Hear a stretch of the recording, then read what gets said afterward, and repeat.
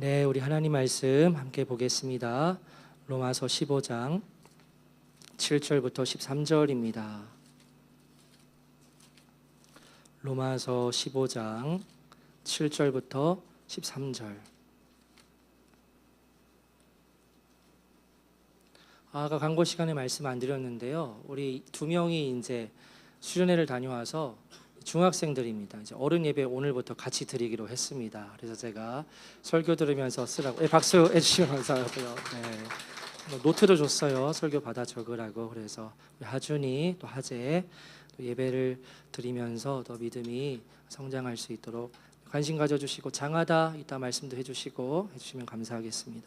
15장 7절에서 13절 교독하겠습니다. 제가 먼저 읽겠습니다. 그러므로 그리스도께서 우리를 받아 하나님께 영광을 돌리신과 같이 너희도 서로 받으라.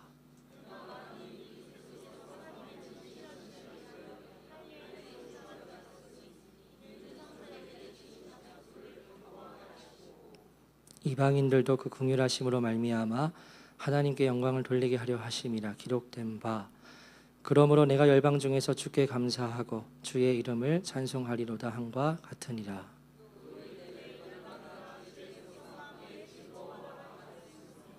또 모든 열방들아 주를 찬양하며 모든 백성들아 그를 찬송하라 하였으며,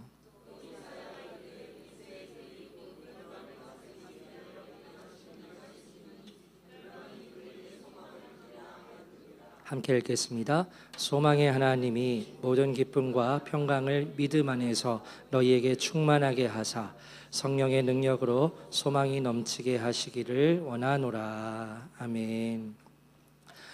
지난주에 이어서 강의 말씀을 나눕니다. 지난주에 이렇게 바울이 말했지요. 믿음이 강한 우리는 믿음이 약한 자들의 짐을 대신 떠안아야 한다는 것이었습니다. 그것이 바로 하나님의 뜻이다 라고 말하지요. 그리고 예수님께서도 그와 같이 행하셨다는 겁니다.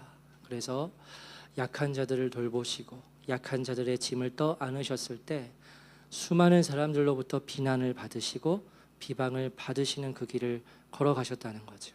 그리고 그 길 끝에는 어떠한 일까지 일어납니까? 사람들이 예수님을 십자가에 못 박는 일까지 일어나게 되는 거죠. 그래서 바울은 주 안에서 한 몸을 이루어 나간다는 것은 굉장히 어려운 일이라고 계속해서 말합니다. 그러나 반면에 바울은 소망을 잃지 말고 주 안에서 하나를 이루는 일을 계속해서 해나가라고 권면을 해요. 그래서 지난주 본문이지만 우리 15장 5절 6절 두 절의 말씀을 함께 읽겠습니다. 시작. 이제 인내와 위로의 하나님이 너희로 그리스도 예수를 본받아 서로 뜻이 같게 하여 주사 한 마음과 한 입으로 하나님 곧 우리 주 예수 그리스도의 아버지께 영광을 돌리게 하려 하노라. 아멘. 인내와 위로의 하나님이 그리스도 예수를 본받아 서로 뜻이 같게 하여 주셔서 한 마음과 한 입으로 하나님께 영광을 돌리는 성도들이 되라고 바울이 권면을 하고 있죠. 그리고 오늘의 본문의 말씀이 이어서 기록되어 있는데요. 우리 7절 말씀 함께 읽겠습니다. 시작. 그러므로 우리를 받아 하나님께 영광을 돌리신과 같이 너희도 서로 받으라. 아멘. 바울이 말합니다. 먼저 예수님께서 우리를 받으셨다는 겁니다. 예수님께서 우리를 받으셨다는 말이 무슨 뜻이죠? 우리가 죄인임에도 불구하고 주님께서 연약한 우리를 받아주심으로 하나님께 영광을 돌리셨다는 겁니다. 그와 같이 너희도 서로 받으라는 겁니다. 무엇을 위해서 그렇게 해야 하는가? 바로 하나님의 영광을 위해서 그렇게 서로 받으라고 권면하고 있어요. 그리고 이제 8절부터 우리가 보기만 해도 마음이 힘들어지는 구약 말씀의 인용이 계속해서 연이어서 나오는데요. 우리 두 명의 중학생들 오늘 첫 정기 예배인데 너무 어려운 말씀이 나와서 걱정이 되는데요. 우리 한 구절씩 함께 보겠습니다. 8절 말씀 우리 함께 읽겠습니다. 시작. 내가 말하노니 그리스도께서 하나님의 진실하심을 위하여 할례 추종자가 되셨으니 이는 조상들에게 주신 약속들을 경고하게 하시고. 아멘. 말씀을 잘 보십시오. 방금 읽은 말씀을 보면 그리스도께서, 즉 예수님께서 할례의 추종자가 되셨다고 말합니다. 이것이 무슨 말일까요? 예수님께서 할례의 추종자가 되셨다. 여러분, 추종자라는 말은 어떠한 의미죠? 종교나 신념을 따르는 그러한 사람을 말하는 것인데, 그렇다면 8절 말씀에서 예수님이 할례를 따르는 그러한 신도가 되셨다고 말하는 것일까요? 그것이 추종자라는 말의 해석이지요. 율법을 따르는 분이다. 율법에 속해서 율법 안에 갇혀서 율법을 좀 더 나아가면 맹신하는 분이다. 이렇게 해석이 될 수도 있는데, 그러나 8절의 말씀은 그 추종자가 아니라 종이라고 해석을 해야 합니다. 그리고 종 중에서도 가장 신분이 낮은 종을 의미하는 단어로 우리가 읽으면 됩니다. 당시 문화에서 유대인 가정에 손님이 오시면 그 손님을 맞이하는 역할을 맡은 종이 그 집의 종들 중에서 가장 신분이 낮은 종이었습니다. 왜냐하면 손님을 맞게 되면 가장 먼저 하는 일이 손님을 앉히고 그 땅과 흙먼지로 뒤범벅이 된 발을 씻기는 일이었어요. 그래서 손님을 맞이하고 그 발을 씻기는 일은 종 중에서도 가장 신분이 낮은 종이 하는 일이었습니다. 그 종이 바로 이 8절 말씀에 나오는 추종자라는 의미라는 겁니다. 또한 할례의 추종자 이렇게 되어 있는데, 이 할례 받은 사람들이라는 표현은 당시 유대인들을 조롱하기 위해서 쓰인 이방인들의 표현이었습니다. 그런데 8절의 말씀에서 예수님께서 할례의 종이 되셨다는 것은 할례 받은 사람들, 이 의미도 조롱거리인데 종 중에서도 가장 낮은 종이 되셨다는 이 표현을 씀으로써 바울이 무엇을 강조하고 싶은 걸까요? 예수님께서 그만큼 낮고 낮은 자리에 스스로 위치하셔서 조롱을 받으셨다는 겁니다. 그래서 예수님께서 할례의 추종자가 되셨다라고 그렇게 바울이 말하고 있는 거예요. 그리고 그렇게 되신 목적을 무엇이라고 말하고 있습니까? 하나님의 진실하심을 위해서 예수님께서 할례의 추종자가 되셨다고 말하고 있는데요. 이 하나님의 진실하심은 하나님께서 구약에서 맺으신 언약과 관련이 있습니다. 그래서 구약에서 하나님께서 맺으신 그 언약을 충실하게 이루시기 위해서 예수님께서 무엇이 되셨다고요? 할례의 종이 되셨다는 겁니다. 그래서 예수님께서 할례의 종이 되신 이후에 두 가지 분명한 목적이 있음을 그 뒤에서 말하는데요. 첫째는 8절 하반부에 조상들에게 주신 약속을 확증하기 위해서 예수님께서 할례의 종이 되셨다라고 말해요. 그리고 이 약속은 구약에서 하나님께서 이스라엘에게 주셨던 언약으로, 대표적으로 우리 창세기 말씀 한번 읽어보려고 하는데요. 22장 18절에 나오는 약속의 말씀 함께 읽겠습니다. 시작. 또 내 씨로 말미암아 천하 만민이 복을 받으리니 이는 내가 나의 말을 준행하였음이니라 하셨다 하니라. 아멘. 하나님께서 아브라함과 언약을 맺으시지요. 너의 자손으로 말미암아 천하 만민이 복을 받게 된다는 것입니다. 이 약속을 더 견고하게 하시기 위해서 예수님께서 무엇이 되셨다고요? 할례의 종이 되셨다는 거예요. 아주 낮고 낮은 자리에 스스로 위치하셨다는 겁니다. 또 예수님께서 이렇게 또 할례의 종이 되신 두 번째 이유는 9절 말씀에 나오는데요. 우리 9절 말씀을 함께 읽겠습니다. 시작. 이방인들도 그 긍휼하심으로 말미암아 하나님께 영광을 돌리게 하려 하심이라. 기록된 바 그러므로 내가 열방 중에서 주께 감사하고 주의 이름을 찬송하리로다 함과 같으니라. 아멘. 예수님께서 할례의 종이 되신 두 번째 이유는 무엇입니까? 이방인들이 구원을 얻기 위해서였어요. 모든 이방 사람들도 하나님께 영광을 돌리게 하기 위하여 예수님께서 할례의 종이 되셨다는 거죠. 그래서 정리하자면 예수님께서 그 사람들의 땀과 먼지로 뒤덮인 그러한 발을 닦는 종과 같이 되셨던 이유는 하나님께서 구약에서 약속하신 유대인들의 구원을 이루기 위함이요, 또한 동시에 이방인들의 구원을 이루기 위함이라는 겁니다. 그리고 9절 하반절부터 이제 그 어려운 구약 성경의 인용이 시작되는데요. 9절부터 12절까지 4번에 걸쳐서 연속으로 구약 말씀을 인용하고 있습니다. 그리고 이 인용된 말씀들 가운데 하나의 공통점이 있다는 것을 우리가 알 수 있는데 어떠한 공통점인가? 그것은 바로 하나님의 영광을 찬양하는 겁니다.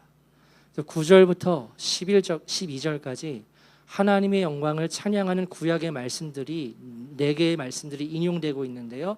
그런데 이 인용의 특징이 있어요. 뭐냐면 처음에는 이 찬양이 하나님의 영광을 찬양하는 것이 아주 작은 고백에서부터 시작을 해서 점점 더 커지는 겁니다. 그래서 마지막에는 웅장한 합창으로 끝나는 모습으로 마무리가 되어요. 기가 막힙니다. 보면 저 혼자 그렇지만 지금은.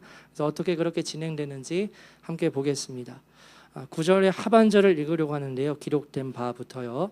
이 말씀은 사무엘하 22장 50절의 다윗의 고백에서부터 인용한 것입니다. 기록된 바 읽겠습니다. 시작. 기록된 바 그러므로 내가 열방 중에서 주께 감사하고 주의 이름을 찬송하리로다 함과 같으니라. 아멘. 이 구절에서 포인트가 되는 것은 열방 중에서입니다. 열방이라는 말이 뭐지요? 질문 드릴게요. 아주 쉽습니다. 이 열방이라는 말이 유대인들을 말하는 것일까요? 이방인들을 말하는 것일까요? 이방인들을 말하는 거죠. 그래서 다윗이 지금 뭐라고 고백하고 있냐면 내가 이방 사람들 가운데에서 주께 감사하고 주의 이름을 찬송했다고 고백하고 있는 겁니다. 근데 여기에서 주께 감사하고 먼저 이렇게 기록되어 있는데요. 이 감사하다는 표현은 원래는 고백하다의 뜻을 가지고 있습니다. 여러분, 고백은 나 혼자 하는 거예요. 주님께 지금 고백하는 겁니다. 무엇을 고백하는 것일까요?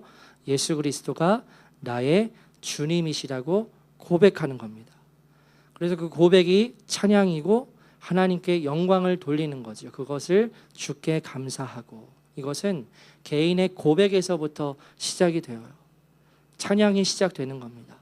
그리고 9절 끝에서 주의 이름을 찬송한다 라는 이 찬송하다의 단어의 뜻은 현악기와 함께 찬양하는 것을 말해요.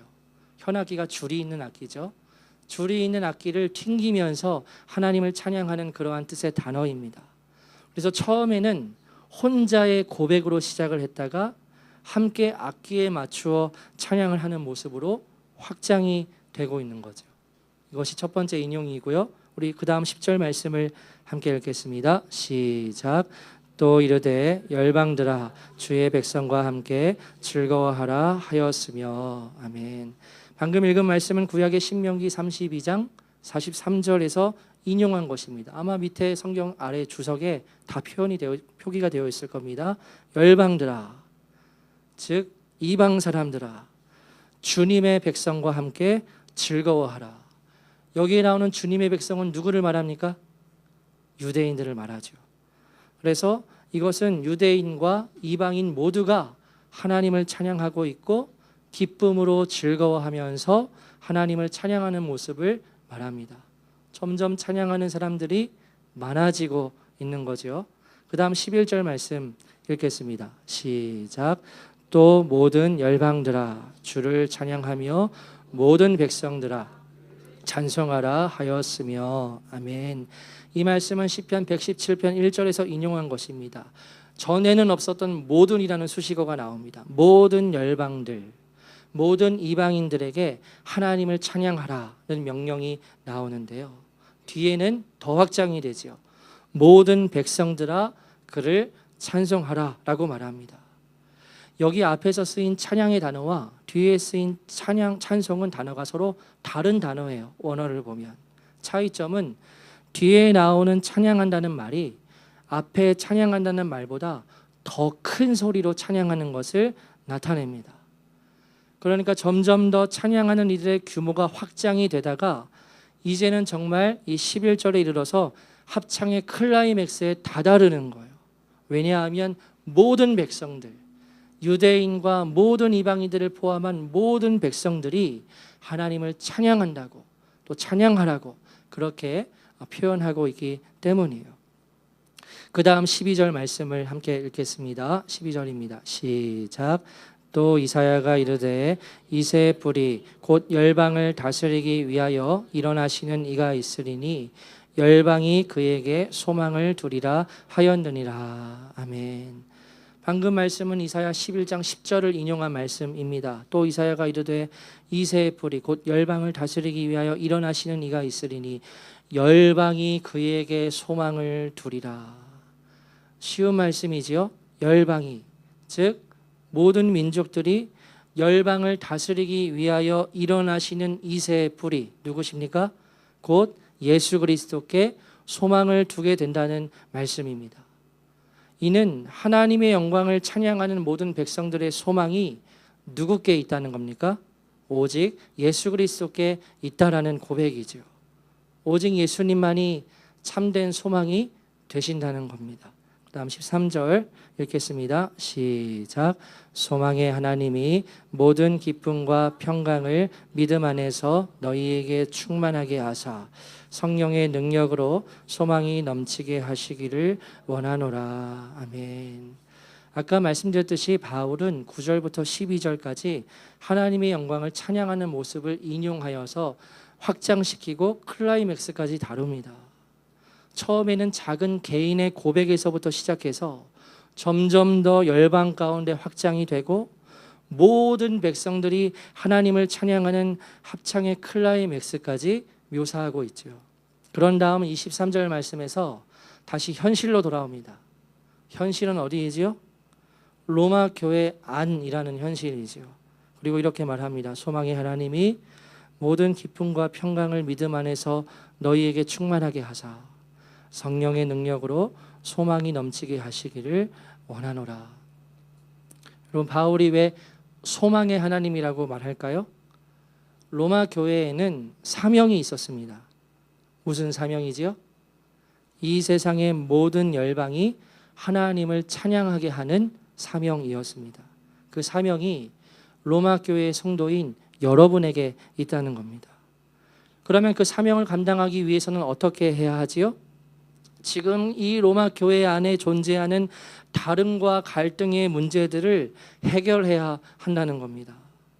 그래서 바울은 소망의 하나님이 모든 기쁨과 평강을 너희에게 충만하게 하시길 원한다고 말해요. 그리고 성령님의 능력으로 소망이 넘치게 하시길 원한다고 말합니다. 이 말은 하나님께서 주시는 기쁨과 평강으로 충만하여서 여러분 모두가 하나가 되어서 오직 성령님의 능력으로 땅끝까지 복음을 전하는 하나님의 소망을 이루어 드리길 힘쓰라는 것입니다. 이 위대한 사명을 감당하라는 거예요. 근데 이 위대한 사명을 감당하기 위해서 처음 행해야 할 일이 무엇입니까? 오늘 본문의 말씀에 의하면 예수님처럼 모든 사람들의 종이 되는 겁니다. 땀과 먼지로 뒤범벅이 된 그 더러운 발을 씻기는 종으로서 우리가 서게 될 때 우리는 교회 가운데에서 하나를 이루어서 열방 가운데 복음을 전하는 그 귀한 사명을 감당하게 된다는 거죠. 그래서 오늘 본문의 말씀은 오늘날 우리에게 주는 메시지가 아주 명확합니다. 첫째로, 교회에는 사명을 가지고 있다는 겁니다. 무슨 사명입니까? 하나님 나라의 복음을 전하는 사명이에요. 둘째로, 그 사명을 감당하기 위해서 교회 안에서 먼저 하나를 이루어야 한다는 겁니다. 지금 로마 교회는 이 사명을 감당하기 위해서 하나를 이루어야 하는 아주 필수적인 과제에 놓여 있었어요. 지금 갈등의 불씨가 계속 남아 있습니다. 계속 이 갈등이 현재 진행형에 있었습니다. 바울이 볼 때 로마 교회는 그 복음을 전하는 위대한 사명을 이 로마 교회가 감당을 해야 하는데 지금 로마 교회의 현실이 매우 어려운 상황 가운데 있는 거죠.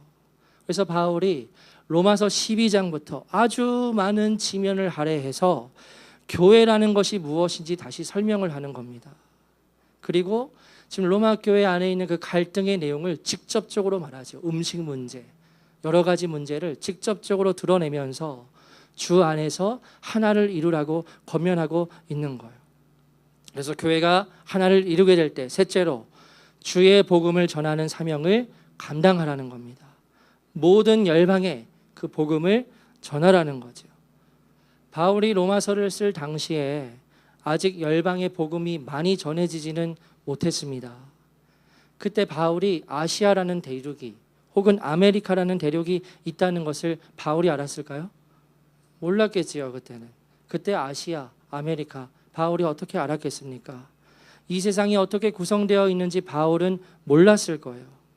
세상의 지경이 어디까지 펼쳐져 있는지는 바울은 모르지만 예수님께서 명하셨던 대로 교회는 하나님 나라의 복음을 땅끝까지 전파해야 한다는 겁니다. 그것이 교회가 가진 사명이라는 거예요. 그리고 그 사명을 교회가 감당하게 될 때 복음이 땅끝까지 전파가 되어서 모든 민족들이 모여서 오직 하나님의 영광을 찬양하게 된다는 겁니다. 처음에는 작은 개인의 고백에서부터 시작이 되지만 그 찬양의 대열에 합류하는 사람들이 점점 많아지는 거예요. 점점 많아지다가 모든 민족들과 열방들이 하나님께 찬양하는 그 클라이맥스의 순간까지 교회는 복음을 전하는 사명을 계속해서 감당해야 한다는 겁니다. 여러분, 이 말씀을 오늘 우리 교회 공동체에게 어떻게 적용할 수 있을까요? 오늘날 교회를 보면 교회마다 마치 무슨 다른 사명을 가지고 있는 것처럼 그렇게 보입니다. 어느 교회는 성경 공부에 올인하고, 어느 교회는 기도 훈련에 올인을 하고, 또 어느 교회는 해외 선교에 올인을 해서 각자의 사명을 다르게 가지고 있는 것처럼 보이지만 그것이 아니지요. 여러분, 교회의 사명은 하나입니다. 뭐일까요? 바로 하나님 나라의 복음을 전하는 것입니다. 그러나 그 사명을 감당하기 위해서 전제 조건이 하나가 분명히 있어요. 뭡니까?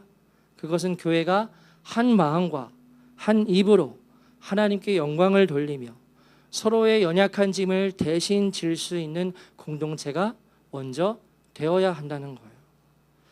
만약 그런 공동체가 되지 못하면 교회는 내부에서 끊임없이 일어나는 잡음을 해결하는 데에 모든 에너지를 쏟게 될 겁니다.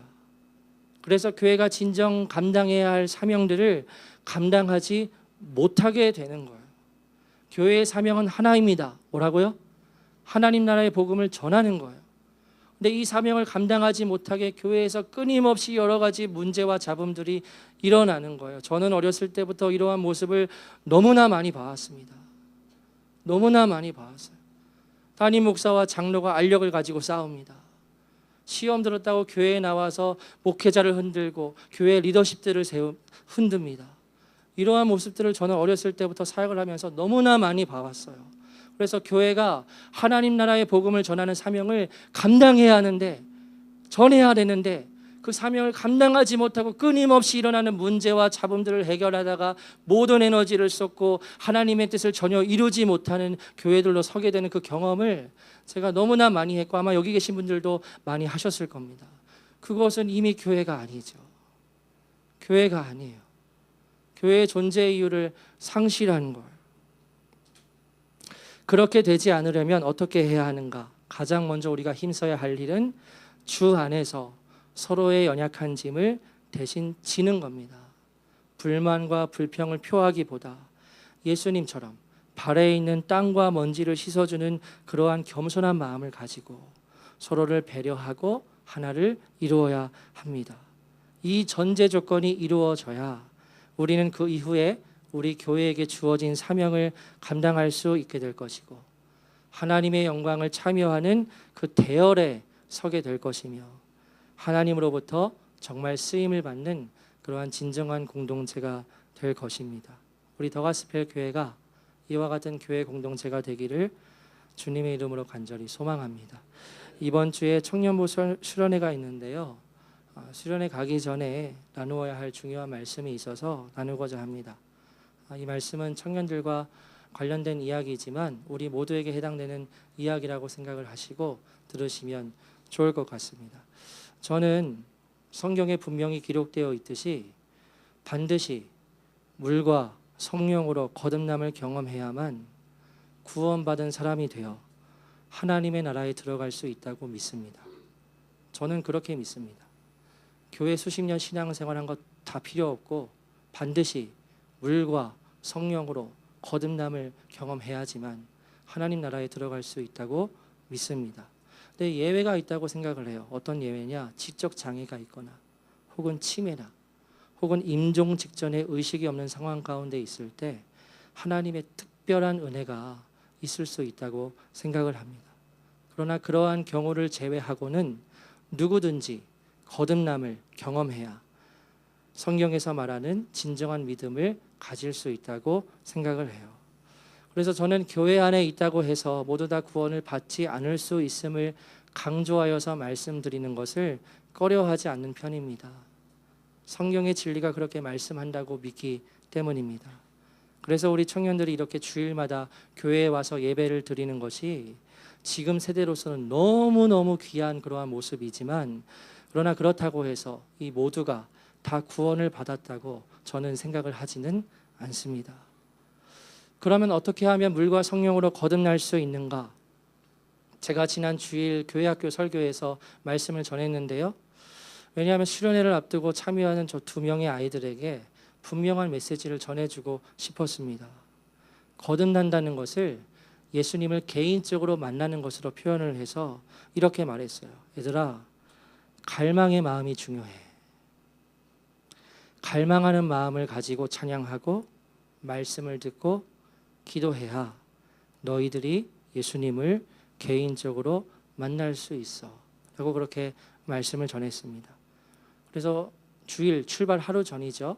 그렇게 분명하게 아이들에게 메시지를 전달하고 월요일 아침 아까 사진 보셨겠지만 떠나기 전에 저곳에서 다시 한번 짚어주었어요. 갈망의 마음을 가져야 해. 그리고 수련회에 가서 우리 정말 크게 찬양하고 크게 기도하자 하고 또 짚어주는 겁니다. 우리가 첫째 날에 아이들이 잘 반응을 했어요. 그리고 둘째 날이 되었는데 그 둘째 날 오전부터 오후까지 여러 특강의 시간이 있었는데 아이들이 지루했는지 특강이 끝나고 나서 거의 그로기 상태 되었습니다. 완전히 정신이 나가서 너무 힘들어하는 거예요. 그래서 그때 다시 말했죠. 얘들아, 갈망하는 마음이 흐려지면 안 돼. 다시 그 갈망의 마음을 붙들고 예배를 드려야 해 하고 또 제가 짚어주었어요. 그래서 아이들이 마지막 둘째 날 저녁 집회에도 정말 열심히 성실하게 찬양하고 또 기도를 했습니다. 우리 부모님들은 이 2명의 아이들이 다녀와서 180도 변화가 일어난 것 같지 않으셔서 아쉬우실 수 있지만 한 번에 다 된다면 얼마나 좋겠습니까? 그렇죠? 한 번에 다 되면 얼마나 좋아요? 저도요 몇 년이 걸렸고 여러 번 계속해서 참여하다가 결국 만나게 된 케이스입니다. 중요한 것은 그런 은혜를 집중적으로 받을 수 있는 자리에 임하게 될 때 가장 필요한 마음이 갈망의 마음이라는 겁니다. 갈망의 마음을 가지고 있으면 찬양할 때 주저하지 않을 겁니다. 기도할 때 고개를 푹 숙이고 시간을 때우지 않을 겁니다. 갈망의 마음이 있다면 어떻게도 주님을 만나고 싶어서 전심을 다해 찬양하고 말씀을 들을 때 온 정신을 집중하여서 듣고 기도할 때 크게 소리를 내어서 기도하게 될 거예요. 갈망의 마음이 그렇게 만듭니다. 그래서 이번에 수련회에 참여하는 모든 청년들 이 메시지를 잘 기억하여서 2박 3일 그냥 갔다 온다, 경험하고 온다 생각지 말고 갈망의 마음을 가지고 모든 시간에 다 임하게 되기를 바랍니다. 핸드폰, 유튜브 서핑, 유튜브 2박 3일간 끊었으면 좋겠습니다. 아이들은 핸드폰을 다 걷었습니다. 청년들은 그렇게 할 수는 없을 것 같아서 스스로 결단하여서 주님을 만나게 되길 갈망하는 마음으로 참여하게 되기를 바랍니다. 여러분, 우리 모두도 마찬가지예요. 여러분, 이 주일 예배를 드리시는데 그런 갈망의 마음을 가지고 예배 드리고 계십니까? 돌직구입니다.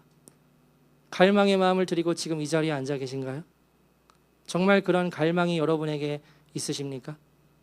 그냥 때우는 예배가 될 수 있고 말씀도 지루하고 현찮고 그냥 시간만 때우며 앉아 계신 것은 아닙니까? 그러면 안 됩니다. 갈망의 마음이 있어야 합니다. 방관자로서 혹은 판단자로서 예배에 참여하지 마십시오. 그런 마음에 주님께서 일하실 수 없으십니다. 갈망의 마음과 겸손의 마음을 가지고 예배에 임하십시오. 그럴 때 주님께서 이 예배를 통해서 여러분에게 역사하실 것입니다. 분위기가 무거워졌는데요. 여러분의 영혼을 위하는 마음으로 말씀을 드리는 겁니다. 모든 예배에 우리는 갈망의 마음을 가지고 참여해야 합니다. 그럴 때 주님께서 우리의 마음과 영혼 가운데 역사하실 수 있으십니다. 저도 거듭남을 늘 경험해요.